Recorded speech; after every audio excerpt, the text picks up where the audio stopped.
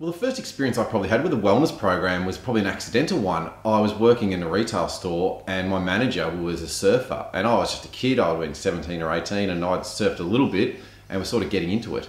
And he pretty much promised that if I jumped through a couple of hoops that he'd take me out surfing, but he was sort of trash talking me, going, you wouldn't ever be able to do it anyway, you wouldn't be able to handle the surf and you'd never be able to do that particular task at the workplace anyway. And we were just trash talking, but I was really keen to deliver on a couple of things that he'd suggested that people weren't doing.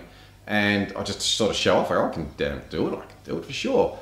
And sure enough, I did it, and we went surfing, and I learned a lot from him. We had a whole lot of fun, and it was probably the first time I had an incentive put in front of me, but it was health driven. It's a bit much, but it changes your life, doesn't it? Like when you get introduced to it, and you get introduced to something like that. And then I look at, one of my friends that is a pretty big guy, and he's actually started to trim down. And the reason he's trimmed down is because there's a whole lot of people at work that are all doing the same diet. And it's really not even much of a diet. They're just deliberately eating healthy for the next 3 months.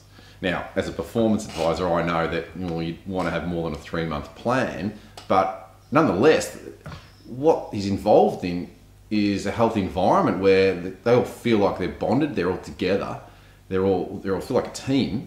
And not only that, they're feeling physically healthy, but it's because of the workplace. And I think that's where most people, they sort of miss the boat with incentives sometimes. They think it's got to be a financial incentive, and the research is that financial incentives they only really drive small parts of the population. People want their life to be richer. They want more going on.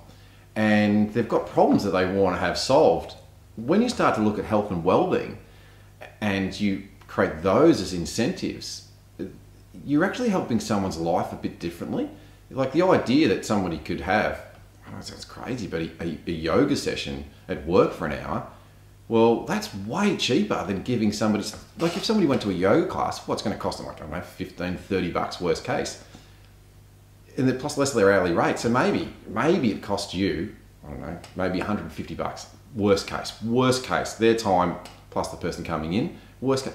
If you gave someone an extra 150 bucks a month, they still probably wouldn't even think that was a good deal. If you gave someone a $150 voucher, it'd be all right. But if you start to actually go, we're going to liberate your life, and you plan an idea, you change the person's life.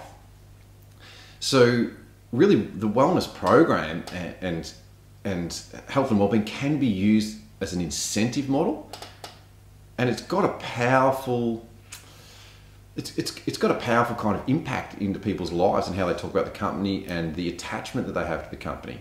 I think sometimes we just look at the return, we just want to have fewer sick days, so we'll just do this to please everyone, or everyone seems a bit grumpy, so we'll just throw this in.